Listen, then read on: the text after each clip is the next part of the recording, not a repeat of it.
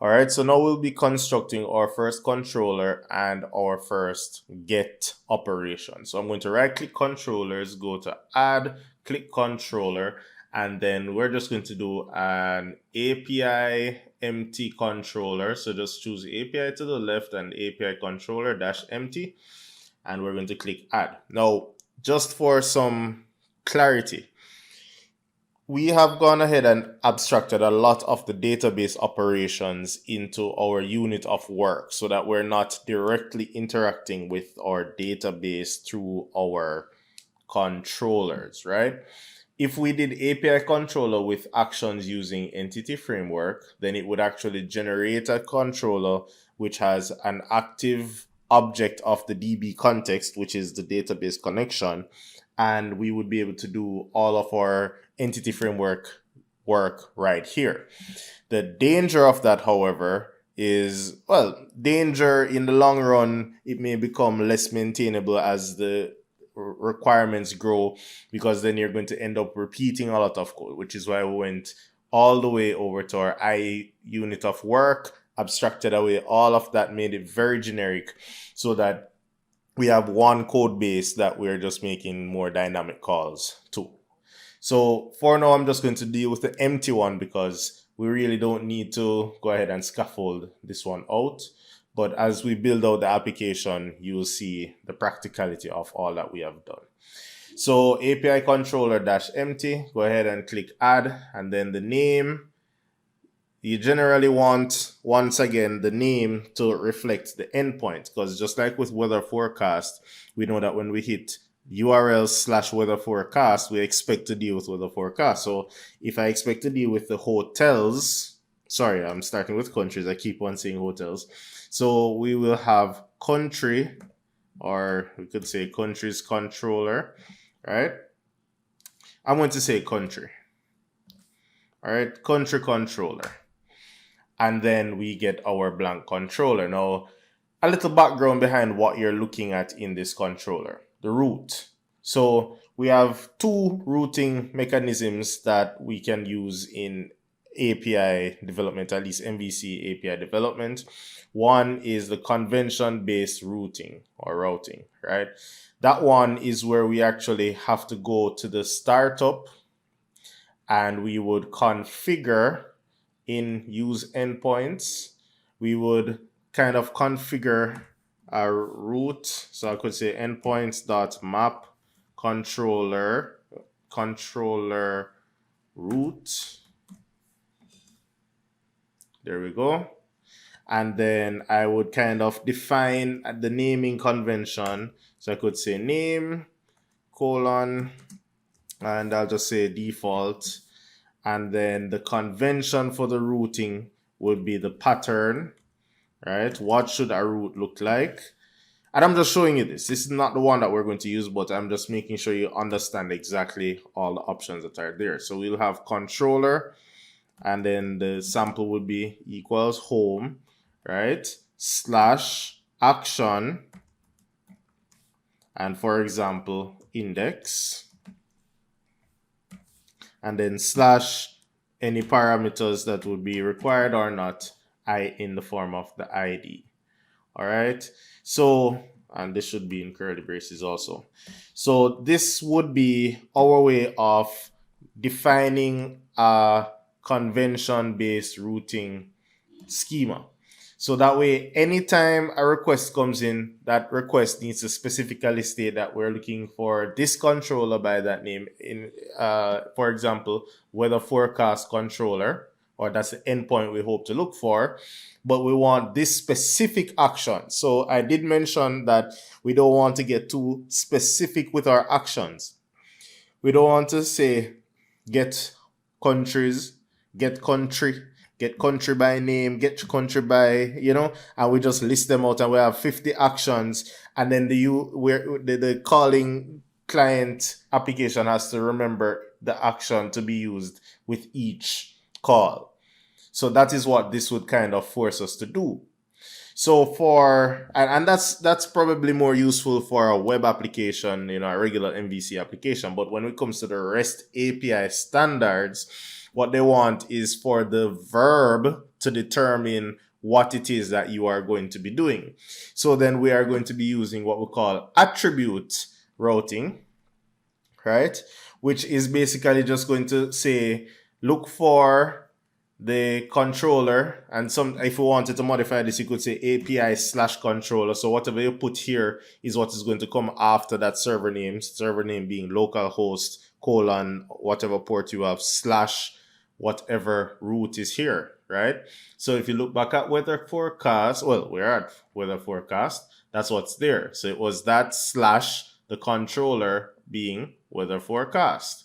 If we look at our new one, we see that we have slash API slash controller.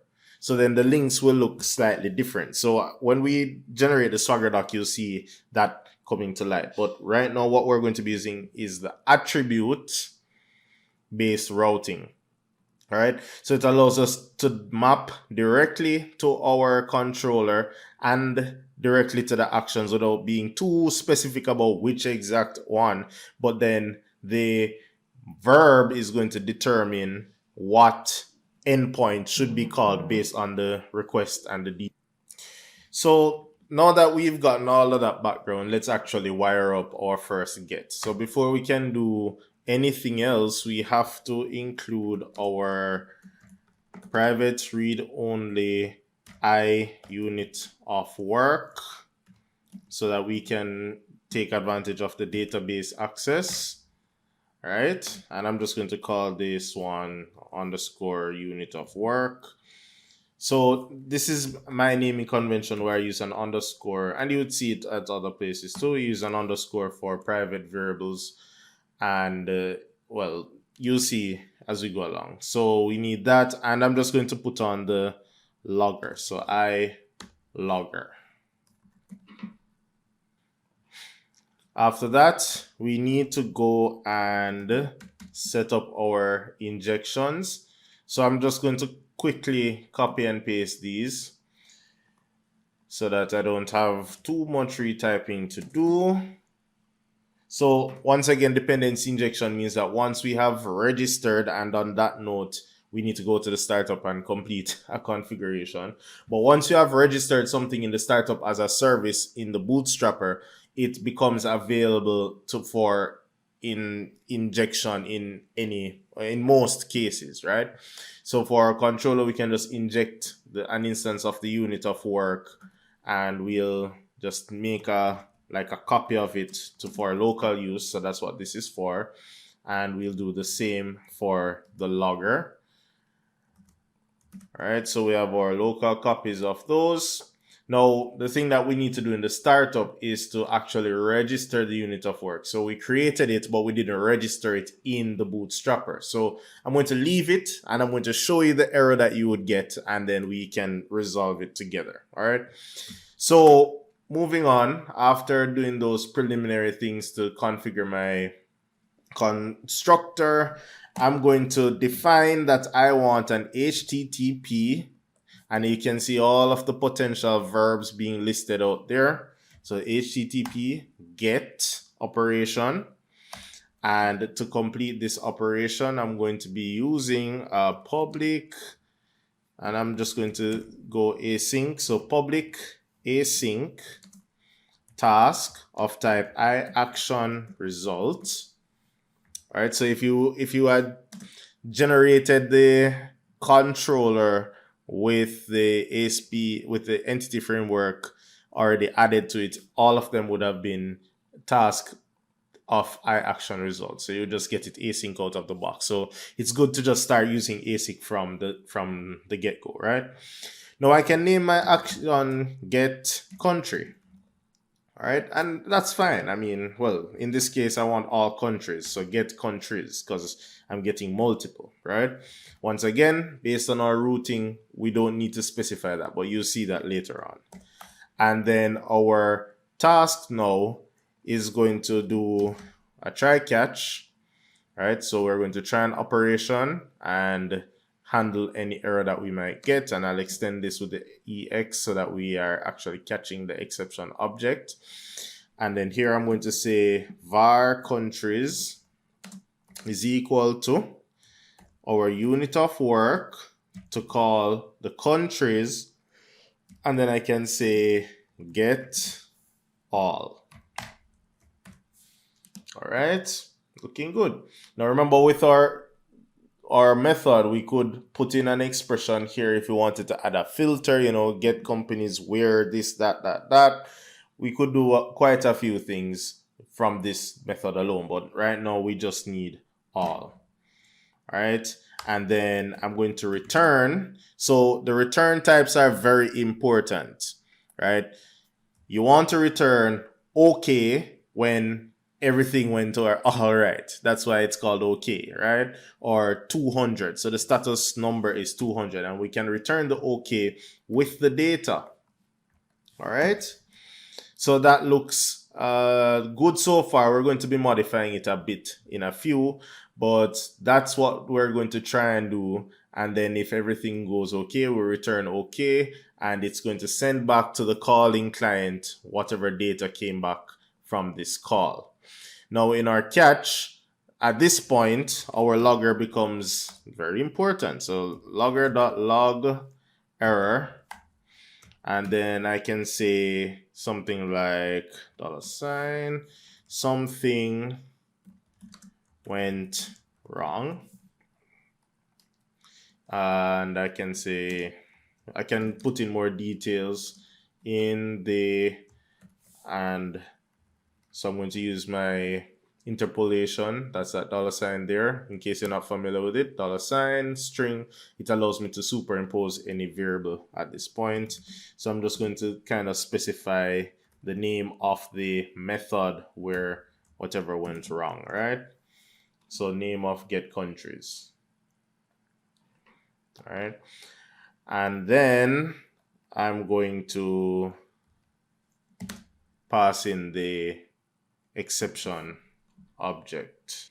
Actually, I have that backwards. The exception should come first in log error. Apologies. So it's exception, comma, then something went wrong, or exception, then our message. So Serialog will actually just flesh out or print out the entire stack trace so you can see all the details of the error from the exception that has been thrown. Now, if there's an error, I don't want to just throw. What I want to do is alert the client that something went wrongly. So yes, the logger says it. That's for our internal purpose. But then I want to return something to the user to say, this is what happened. So status code 500 is the universal code to say there was a server issue.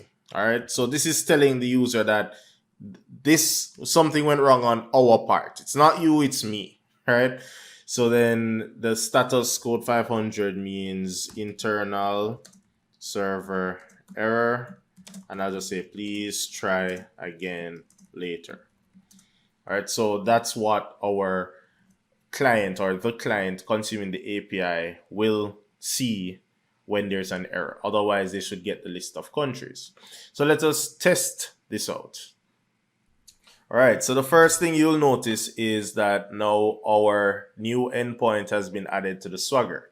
The second thing you'll notice is the difference between how the links look. So /weather forecast versus /API /country. Once again, that has to do with the route that we have defined up here, whether it's API /controller or it is just the controller name. All right, so it's dynamic. So at any point, we can go and remove the API if it's too much of a bother, but we'll leave it for now. So let us say try it out, and then we click execute. And what do we get? So firstly, that's the request URL. So the server, right, /API /country, and we're getting this error. All right. So it's actually spitting out to our Swagger the entire response to say unable to resolve service, activating this, and you see that it's getting a 500 error. All right. So we told it return a 500 whenever something bad happens.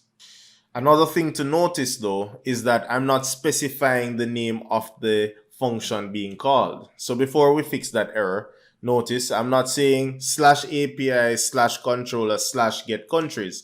It is only calling /API/country. The user doesn't know the name of the method being called and being, sending back the response. So that's another thing that when we talk about the routing convention, because we specify that it's a get, it automatically formed it out to be a get command. So we're going to fix the error, and then I'm going to test it again using postman, which should provide a little more context as to what we mean by get versus post, etc., etc. So to fix this error, we need to register our service, like I said before, in our startup.cs. So in the startup, we need to say something like services dot, and I'll add transient a unit of work. So you would see the different scope options. You have add transient, add scoped, and add singleton. Yes, sometimes I forget, right? So I think we've done an add singleton before. No, we haven't. All right, so add transient means that every time it is needed, a new instance will be created. Add scoped means that a new instance is created for a period or for a lifetime of a certain set of requests. And add singleton means that only one instance will exist for the entire duration of the application. So based on your needs, you might end up doing different ones. So add transient here means that whenever somebody hits my controller, I'm going to always create, or this is always going to provide a fresh copy of the I unit of work. So let me just go ahead and include the missing references. And then let's try that request again. So this time I'm going to use postman to handle this request. So I'm still going to try it out only to show that, okay, so we're getting an error for the logger.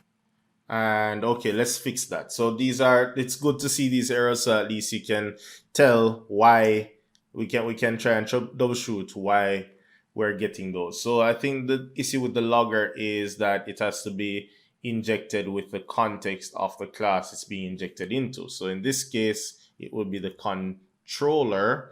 So I'll just swap this out. So iLogger within the context of, and I'll just change where we see weather to country controller. All right. And then let's try that once again. All right. So we're going to try it with postman this time. So I'm just going to enter the request URL, which once again is just the localhost : the port number that you have, and then /API/country.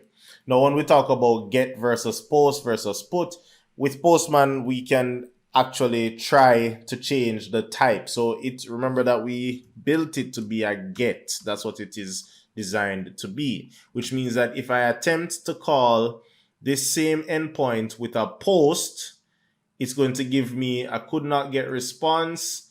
And okay, I'm getting something because of the SSL. So you can just go ahead and disable SSL verification if you're getting that issue. All right, there we go. So method not allowed.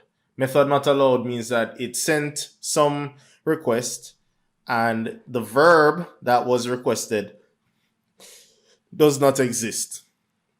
All right, so if I try get and then send again, note I'm getting a 500 and I'm getting another error. All right. Oh, we're getting some good errors. So I have this concept of good errors where it's good to see these errors and understand how to fix them, right?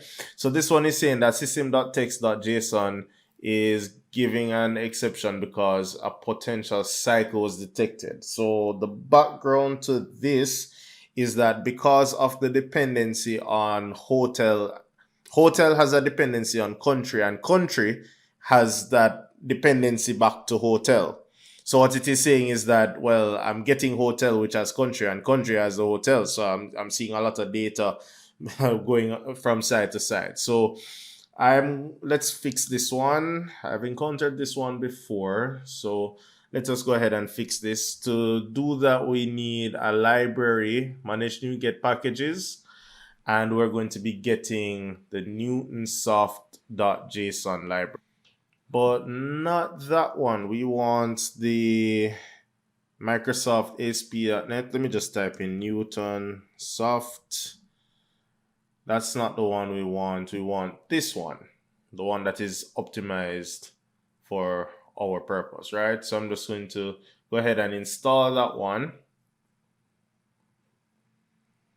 All right, and once it has been installed, what we need to do is go to our startup, and we're going to, on our add controllers, we're going to add Newton Soft JSON. There we go. And define some options. So O lambda arrow. I mean, you can call it option if you want. Any token is fine. Lambda arrow. And then define that OP dot serialize. There we go. Serialize your settings. Dot reference loop handling is equal to, and I'll just break the line so we don't get too far off screen. So the serializer settings dot reference loop handling is equal to newtonsoft.json dot reference loop handling, and then that's an enum, so we want to say ignore. So where you see that, we're basically saying where you may see a reference loop happening, don't make a big deal out of it. Just ignore it, turn a blind eye, and let the program run. All right. So another thing, and I'm just going through and correcting any little mistakes that I made. Here, we're calling get all. What I didn't do was await. So cardinal rule, whenever we're calling an asynchronous function or something that's a task, make sure we await. All right. So let us try this again. All right, so going back to Postman, we're going to try and send one more.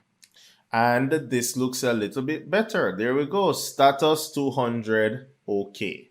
All right, so once again, our status 200 is a universal sign that everything is okay. And instead of us having to say status code 200, they just gave us a method for it. Unfortunately, they don't have a method for the 500, or at least I haven't seen one as yet. So that is why this one looks that way, and we can just say okay with the data to be returned, and it will automatically be serialized into, there we go.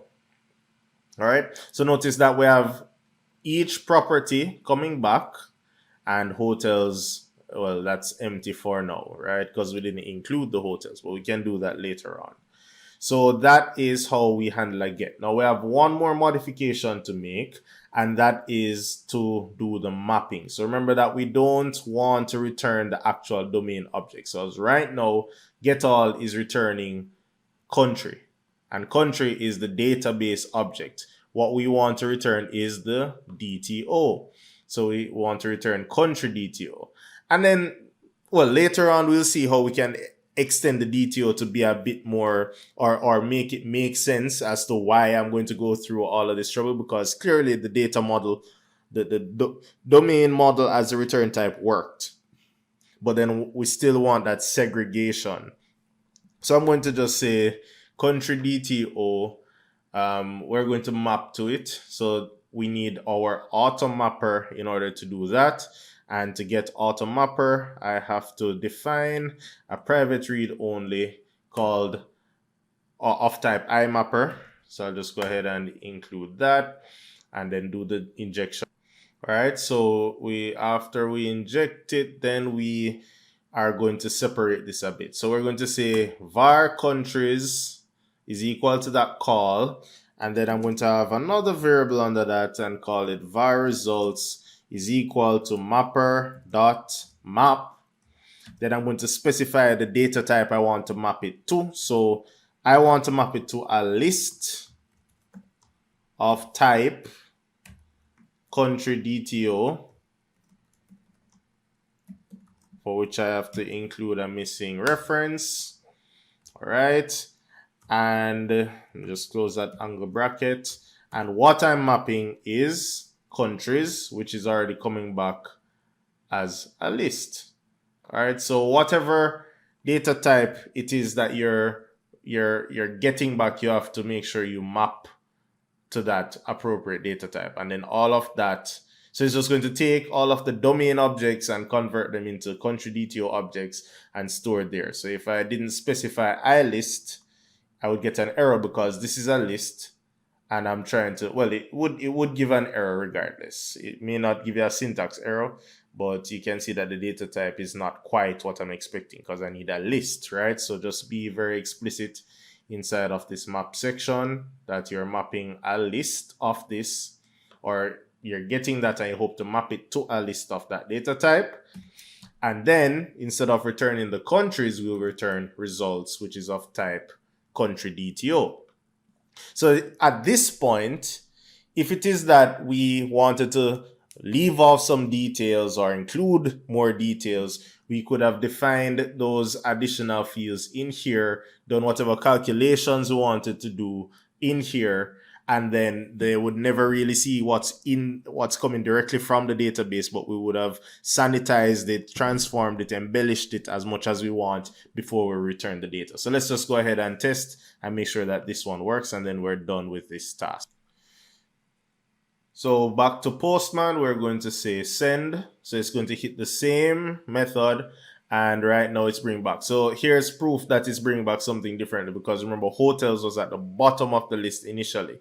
Now ID, hotels, name, then short name. So you know that the data is restructured only because the fields in country DTO are in a different order than they are in the domain object. Either way, we can see that it's still working, and this is how it really should be. So when we come back, we're going to look at how we can get a specific country based on maybe the ID. Let's start with the ID.